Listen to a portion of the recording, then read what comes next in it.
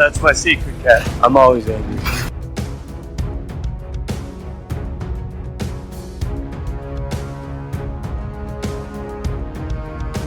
Alright. I ran out of patience.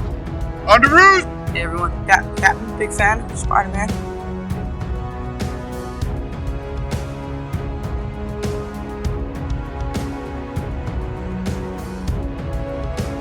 Avengers!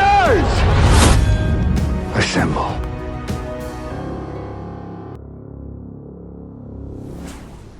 Hello, Peter. Hello and welcome to the Infinity Saga and Beyond, an MCU fan podcast. My name is Jordan Weekend, and with me today is Jack C. Pirzada talking Moon Knight, Episode 6, Gods and Monsters. How are you doing today, Jack? Oh wait, is that the title of it?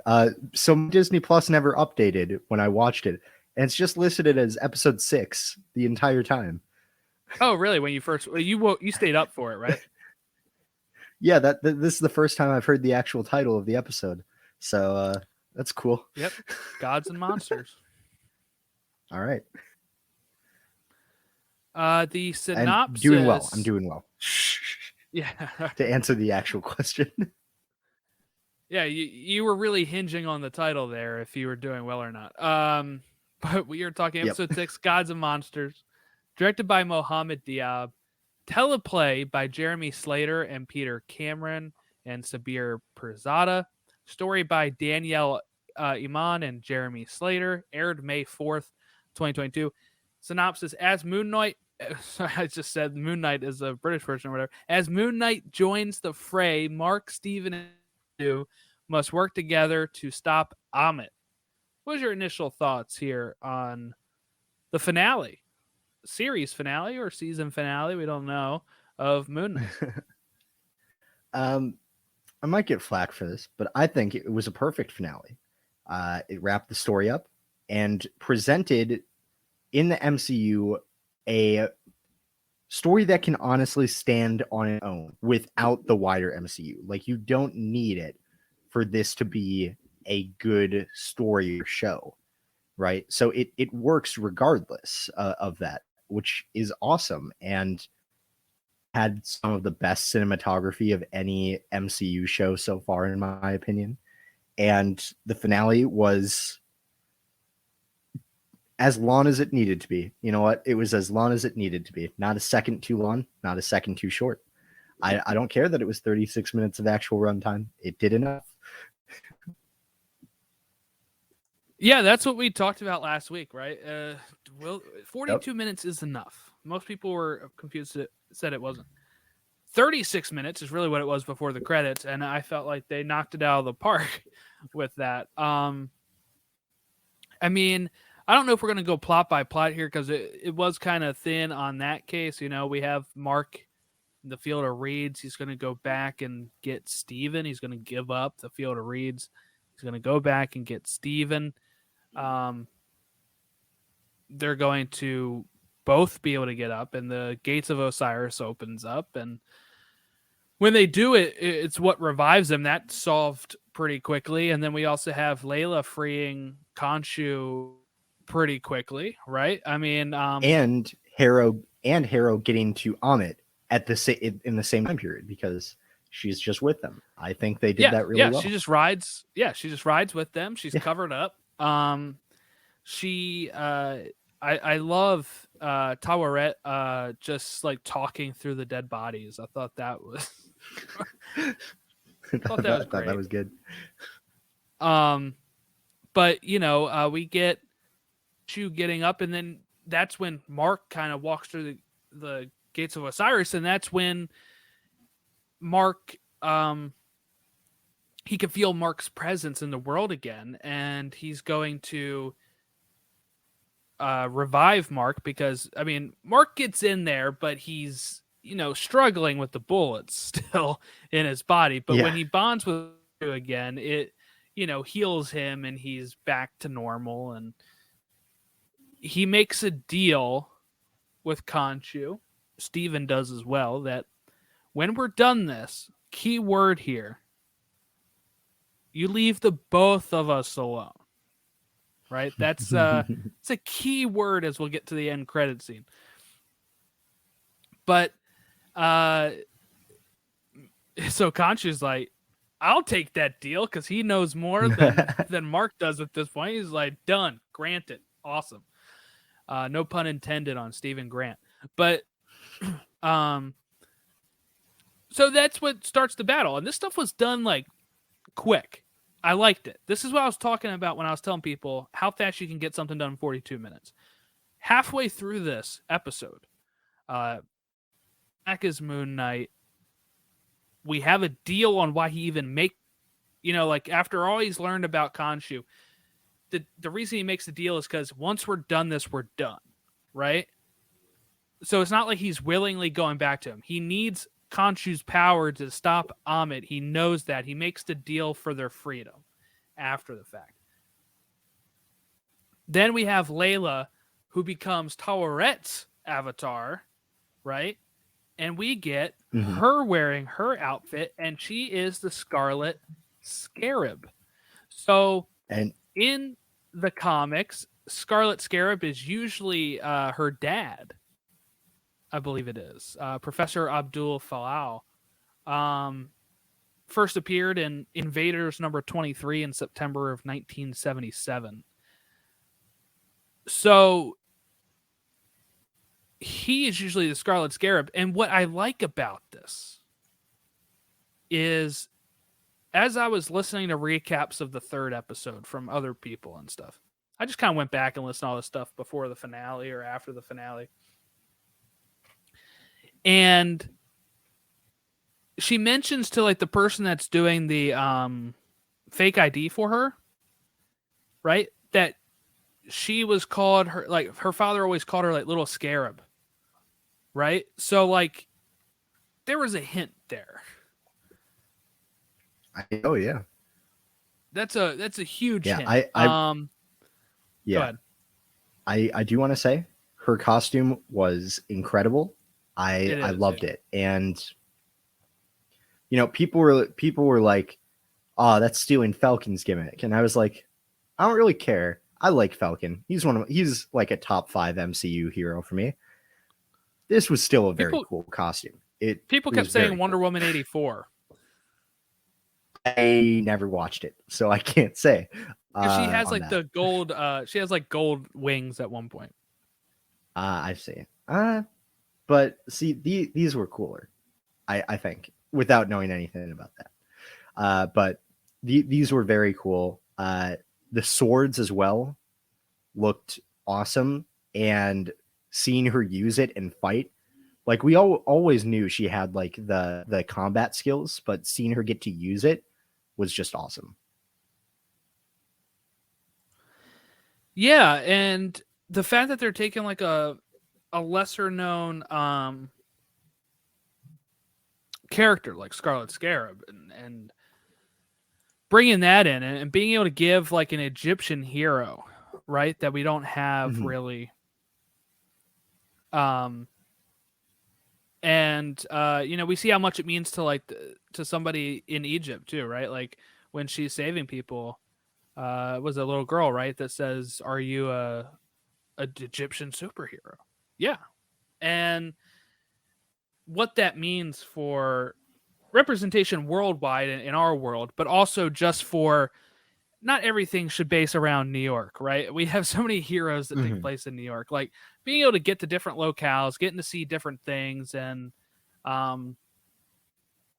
getting to see a lesser known character like that she could become a super popular character like that. I mean, she was already badass. She goes out here and she's really badass, kicking ass, and being able to hold her own on against Harrow and stuff while she's waiting for Marc to arrive. Yeah, I mean, she really put up a good fight on it, and I also wonder, she clarified with Taweret, this is a temporary avatar. I wonder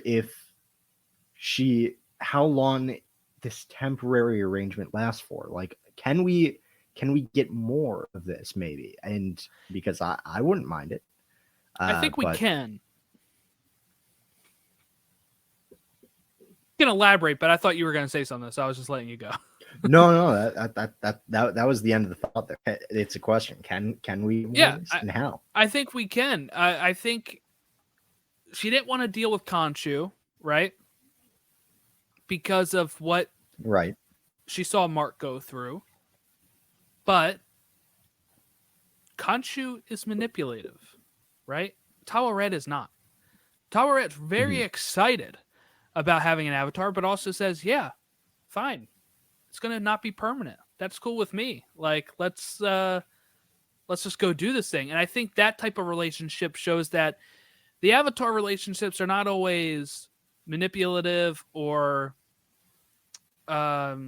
parasitic like they are with Khonshu on Marc. So I think that could make her come around, right? That, okay, like, it's not as bad as what Marc was going through. This person respects my boundaries. This person respects me. She knows my dad, right? She took my dad to the field of reeds. Like, that's pretty big for her, that I think that if needed again, she'll be able to call this as it's kind of like when you get the free trial and instead now you're going to be able to actually commit and get the monthly rate or whatever. So that's how I kind of look at it for her. I think she'll be more willing to, with the way that just the night and day difference between Tawaret and Khonshu. I hope so, because she was awesome. Is it May Kalamaui? May Kalamaui? Let's see. I want to make sure. May's right. Kalamawe, I guess. Kalamaui. Calamawy.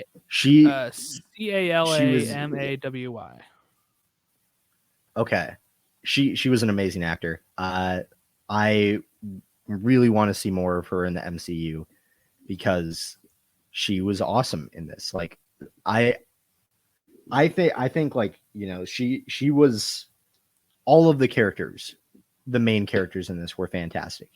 There was not, like, in other MCU shows on Disney Plus, there has been a feeling where, like, almost all of the main characters feel like really well done and well defined, but there's like one that like lags behind a little bit. Moon Knight did not have that problem. All three of the main characters in it felt really well developed and acted really well, which was awesome. I was very happy to see that, because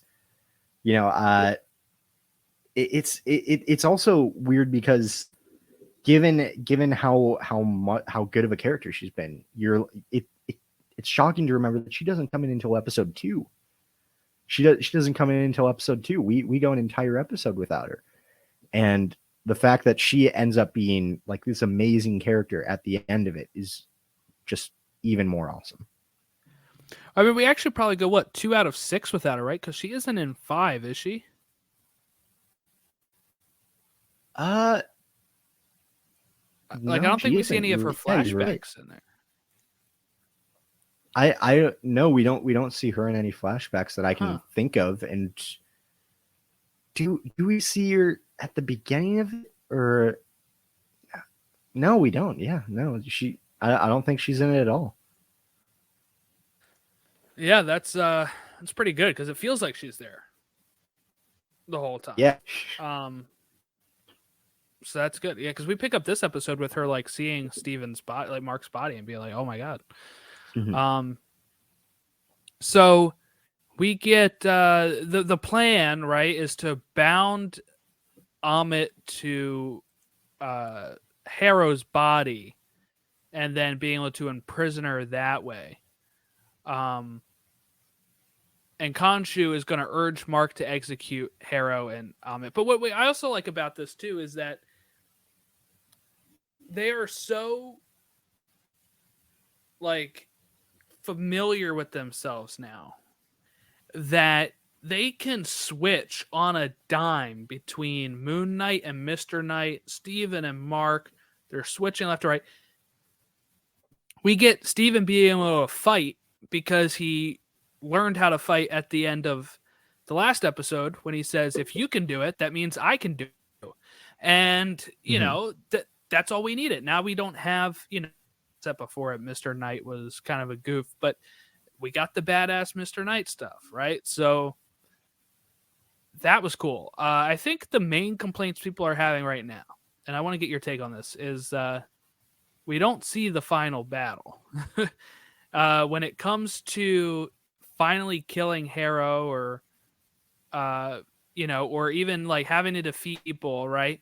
He blacks out again, and when he wakes up, Harrow is on like the verge of death, right? I mean, he's got an axe in his head, right? But he's not going to die. But it's just kind of interesting. People are like, oh, they skipped over it to skimp on the budget or whatever. I don't think that's the case. It's again another setup for what we'll see at the end here, Jake Lockley. And showing that Marc has a choice in this stuff. He just went through all this stuff about seeing who he's killed, and he didn't want to be a part of that anymore. So I do think it had some actual character necessity in there as well. But, you know, people are just overly negative about stuff. But what was your thoughts on just skipping forward to him blacking out and waking up to a lot more dead people and Harrow defeat it? I thought it was good. I thought it was a good use of it. You know, they could have done the fight, but I feel like it contributes more to the mystery because we go into this battle thinking, you know, oh, he's figured everything out, or at least people who don't have like any knowledge of Moon Knight's character, right? They're like, he's completely figured it out. He's all confident. He's ready to go. And then we're shown, oh wait, no, not quite. There's still more mystery to be had, and I like that. I think it contributes to the show in a lot better of a way than it would have shown if they had just shown like everything that happened during it. I think it was smart to do, and I appreciated that sort of choice because honestly, we didn't need to see the whole fight of that wasn't the main point. Like the whole point was not the actual fight and defeating him. It was the whole point of the final confrontation was Marc's intentionally stepping away and choosing to make a different decision. That's what the purpose needed to be for Marc and Steven's character there. That's what it needed to be. But they can expand on that stuff in like a season 2 and a movie or whatever, like with Jake, right? They can expand on it all they want with that. But that wouldn't have fit with Marc's story. And that's what I think was good. Yeah. So let's skip to that, right? We get the end credit scene, mid credit scene, whatever you want to call it, where I knew right away what was happening. By the way, Harrow's getting wheeled away. They're not showing the guy's face. I'm like, this is obviously Oscar Isaac, right? And I knew it was going to be Jake Lockley. But I love when they, you know, he puts him in there and you see Khonshu in a nice suit, by the way. He's upgraded from the rags. He was looking classy. He was looking a little classy, you know. He went to the store, got a new suit, you know. He got, I don't know where Egyptian gods get suits from, but he got it from somewhere. Men's Warehouse. You're gonna like the way you look. Yeah, that's weird. He seems like a Kohl's kind of guy, you know. He had Kohl's cash left over, and he went over there to. Yeah. It's been accumulating, and he's like, you know what? I got all of my Kohl's cash. I'm gonna spend it on something nice, and that's what he did.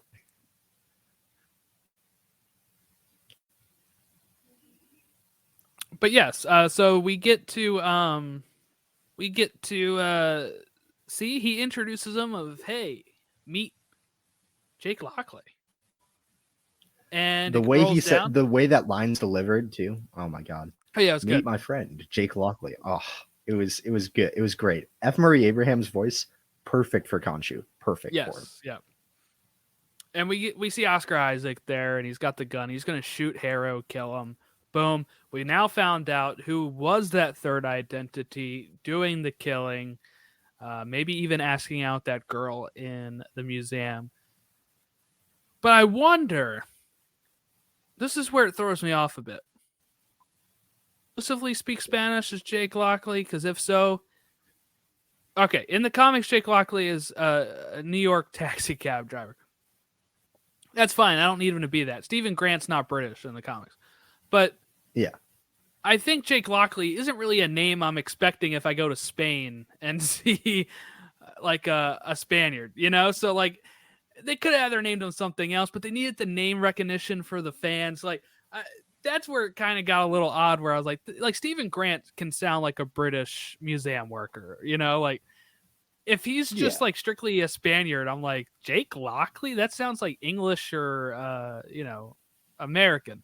So I do wonder how they'll do that. I didn't expect the Spanish at the end there. I thought it was good. I really liked it. It gave it like a soap opera type feel to it. They gave him the hat also, too. I like that. Yeah, but the comically small gun with the like I liked it.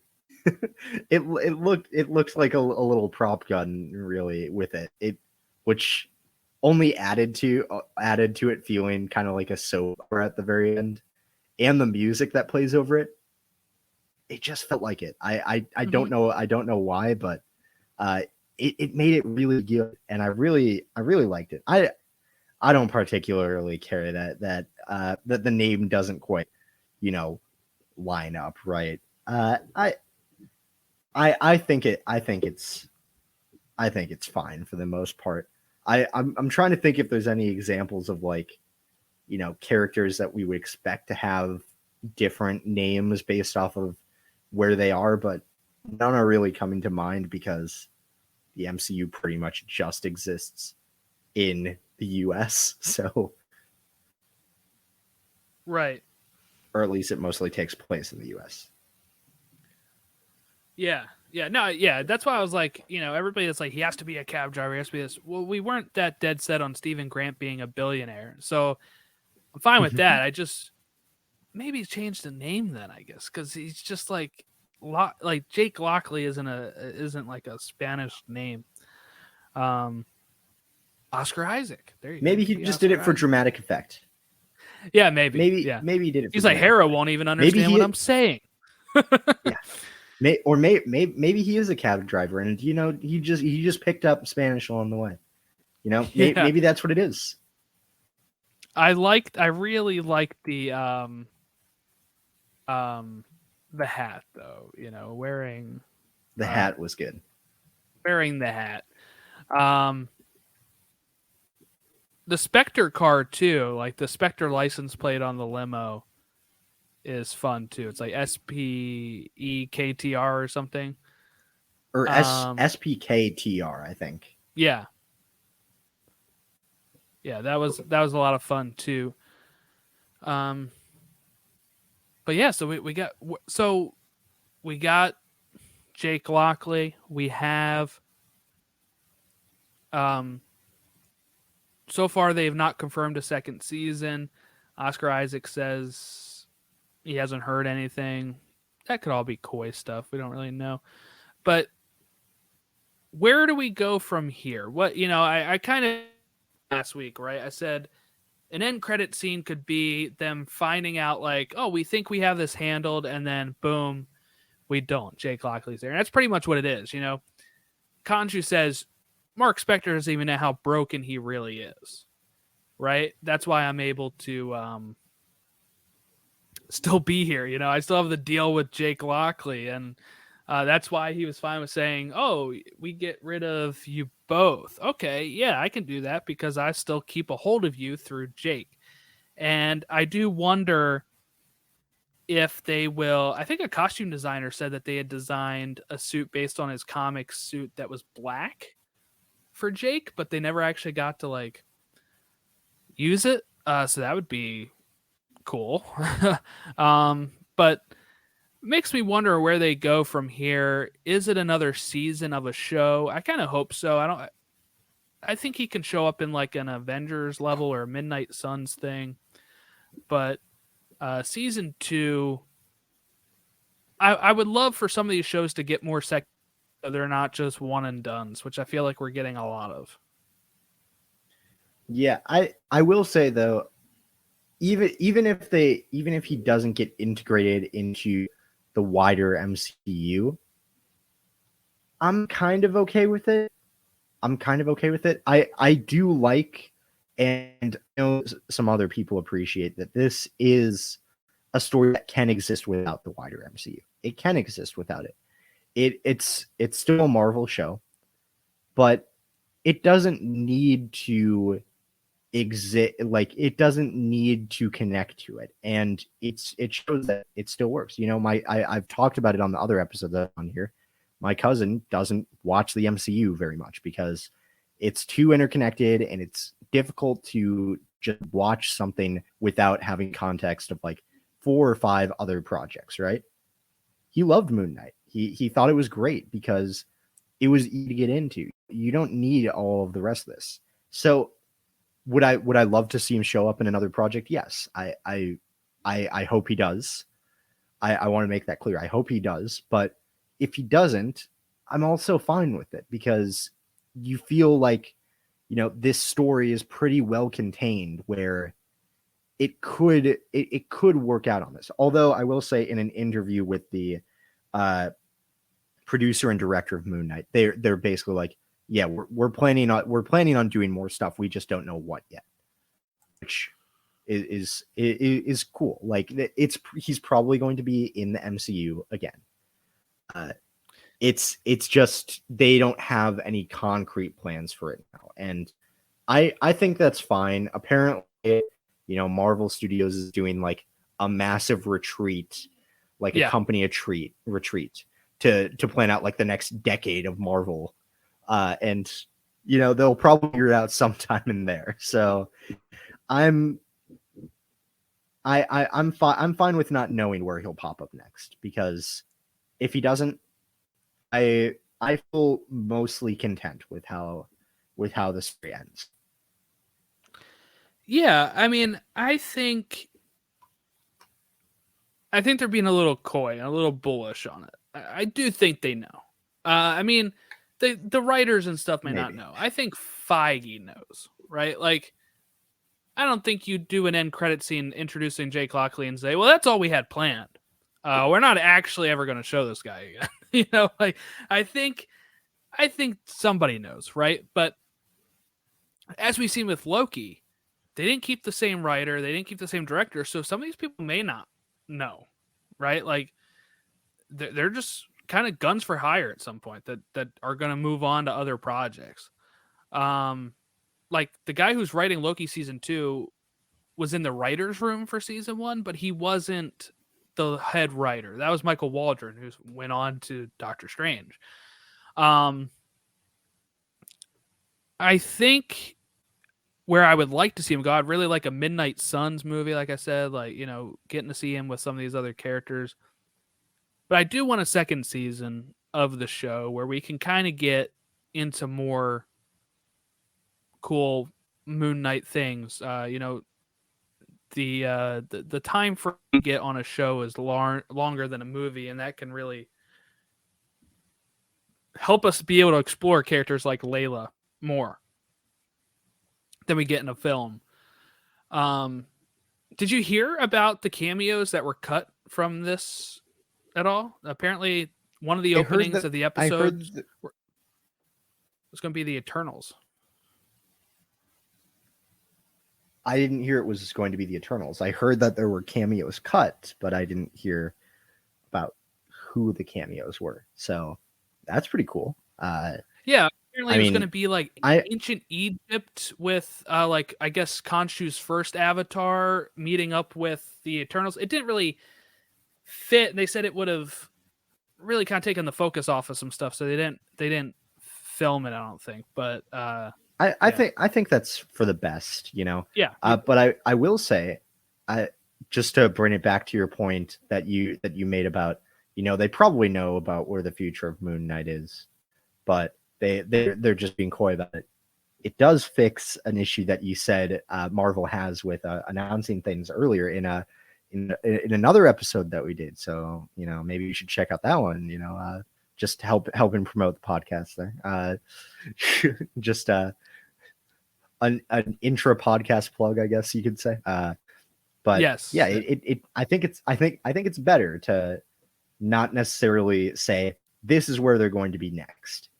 I just to harken back to that, I liked how at the end of the. Actually, I won't say that because it could be a spoiler. Never mind. I'm going to end my sentence there. That's it. The thought is that it's good that they're not saying where he's going to show up next, so people don't go out of their minds theorizing. Yeah, I don't know if we're ever going to get like as detailed, in-depth stuff as we get. I don't know. I mean, they still kind of like doing their announcements and stuff. Obviously, right? Because it gets them like huge D23 news or Comic-Con news, but what it does is it really, like I said with the WandaVision thing in the other episode, right? It makes people connect the dots to things that may not have dots to connect, right? Mm-hmm. Because what it led to in the Infinity Saga was once we were done a movie, everybody was like, oh, we got the next one coming up soon. They didn't tease that one. They got to tease the next one. Let's just get to Thanos already. Why are we taking so long to get to Thanos? That's what people were doing. And then we got to those, and it was incredible. And then for a while, we had no sort of outline, and people were like, oh, I don't know what we're going to do. And then they start announcing these things, and they're like, oh, I already made up my mind. It's the multiverse. We're getting every single character that's ever existed. We're getting this. We're getting that. And so you're right. If they said we're getting, Moon Knight and the Scarlet Scarab, movie, and we're also getting a Blade movie, as we know, people will be like, oh my God, it's going to be Blade is going to lead in to Moon Knight and the Scarlet Scarab, which is then going to lead into Ghost Rider, which is going to lead into Midnight Suns. They all better have connectivity tissues. And, that may not be the case. So just, like I said, they know, like Feige has talked about before, how far in advance he knows stuff. They had plans until 2025 before. Talking about the next decade, he already got some of that figured out. The next decade then is looking at after what they already have planned and going there. There's room for wiggle room, obviously. If Eternals was really not that popular, they can abandon that and put those characters into another movie or project. They don't have to stick to a certain plan, but I think the overall arcs are what they're talking about when they look at this stuff and where they want to see some of these characters go.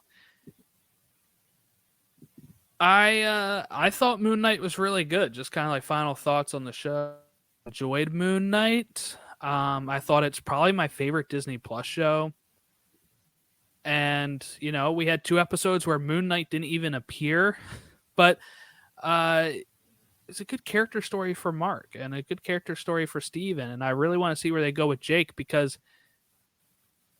he is the most brutal of the 3 so far.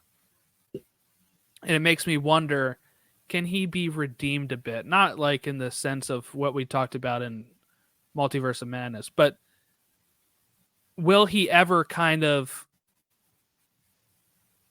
they got used to being able to flip easily between Marc and Steven. Can he ever be part of that trifecta where they say, you know what, this is a Jake issue, and they willingly switch? I feel like most of whatever project comes next, when they find out Jake is working with Khonshu, they're going to be pissed. And they're going to try actively not to switch. The same way Marc was trying not to switch with Steven originally. And I think that's what they're going to have to come to terms with, is figure out what is best to use Jake and maybe rein him in a bit, you know, have him not be a psychopath the way he seems to be. Yeah. And I think that's where we kind of have the outlook of this is what's next, right? Is how does Jake fit into this, the situation with the other two? Yeah. I've just got like 5 of my favorite moments from this episode, and then one other observation that I've got for the show as a whole. So my five favorite things. First, honorable mention, the kaiju fight between Khonshu and Ammit. Very cool. I wish we had seen maybe a little more of it, but it looked cool in the background. I really liked it. And the normal people can't see that, right? Because they couldn't see. They couldn't see. I don't like think so. Because people couldn't see Khonshu if he didn't reveal himself. So Right. I'm They couldn't see the assuming can't jackal see- either. So Right. yeah. So I think that normal people couldn't see that, but it still looked very cool. Another cool thing, obviously Layla's costume, great costume design there. Some other things, in the fight scene where Mr. Knight brushes the dirt off his shoulder, that was good. That was good stuff right there. I really liked that, because that, when I remember when episode 2 came out, people were upset with Mr. Knight. They're like, oh, he's goofy and he's not like suave and cool like we want him to be. And that's what people want from him. They wanted that coolness from him, right? So it just came at, he had to accept who he was and be himself, right? Like that. That's what it was. We can't always start with the character 100%. Exactly. So I thought it was perfect. I thought it was great like that. I've also got to say, the Jake Lockley reveal, good, but we've already talked about that.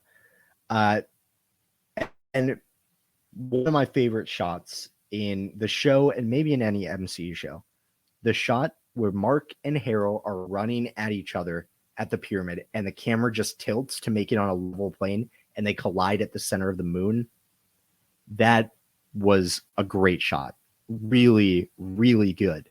That was just one of my favorite shots in the entire. I was watching that. I wrote in my notes, "Chef's kiss." That's what I wrote. It's that good. And the last really good thing I wanted to mention, Marc and Steven in the duo. It's the duo, right? That's what it's called. Yeah.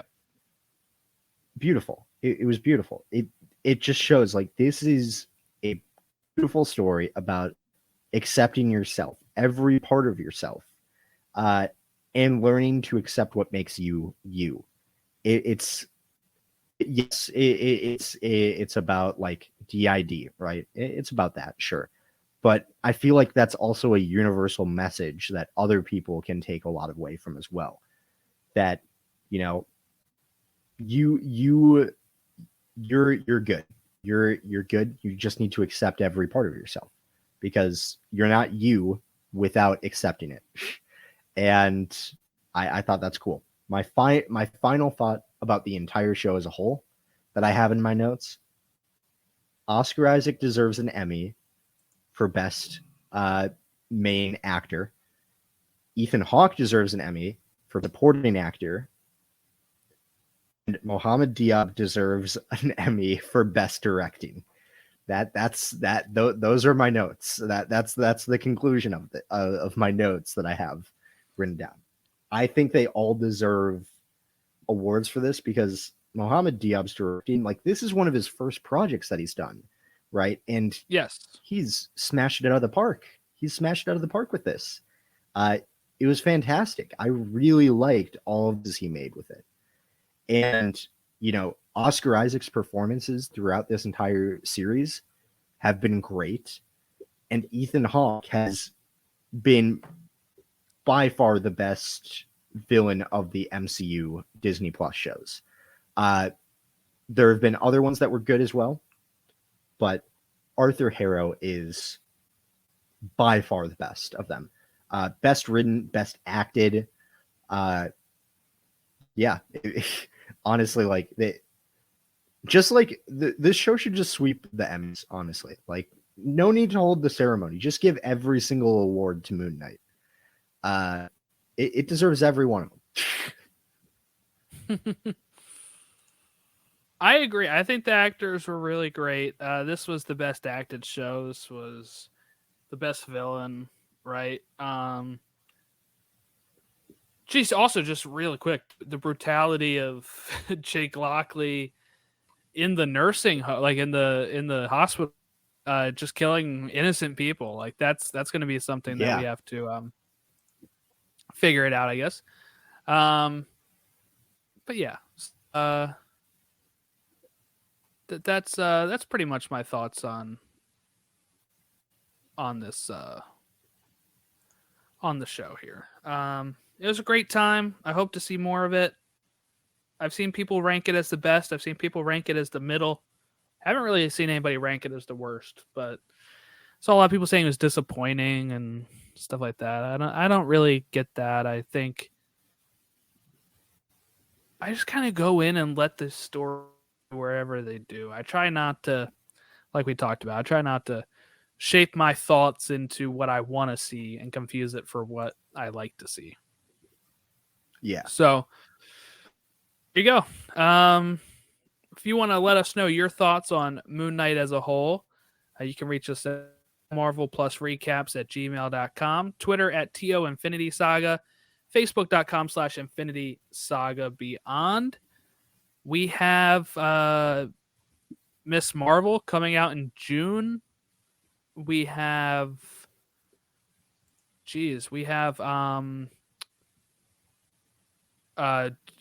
Thor coming out in so I might not have an episode for anybody next week, but I think I might try to do another one of those like comic preparations and read some Miss Marvel and maybe kind of do something like that. I kind of like that. And yeah, maybe we can do some power rankings sometimes. We'll see. So they've kind of been wild with like we had nothing in the first half of the year, and then all of a sudden we get boom, boom, boom, boom, boom instead of spacing it out more. But it is what it is, I guess. We had 3 months. I mean, off. I'm. Yeah. You got to take a break a little bit, you know. But yeah, Jack, I want to thank you for coming on for this. I know for sure you'll be on again, but we definitely want to have. Like I said, I have you penciled in for Ant-Man next February for sure. Got you there. The same way that, for people that don't know, we had, we alluded to it. We talked Doctor Strange. It's in the feed that you're listening to, like right before this episode. Just scroll up or scroll down, whatever, to the episode before this is our Doctor Strange review where we had Jack on, and he talked his favorite comic book hero in Doctor Strange and the Multiverse of Madness. So, but yeah, so it does have spoilers, though. It does have spoilers. Yes, it does have spoilers. Don't watch it if you haven't seen it. 10 minutes before we even talk anything, though, so plenty of warning time.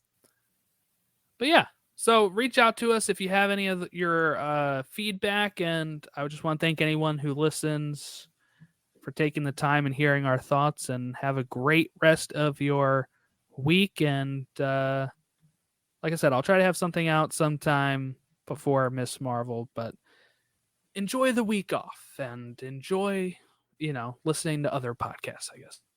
See you later, and see you later.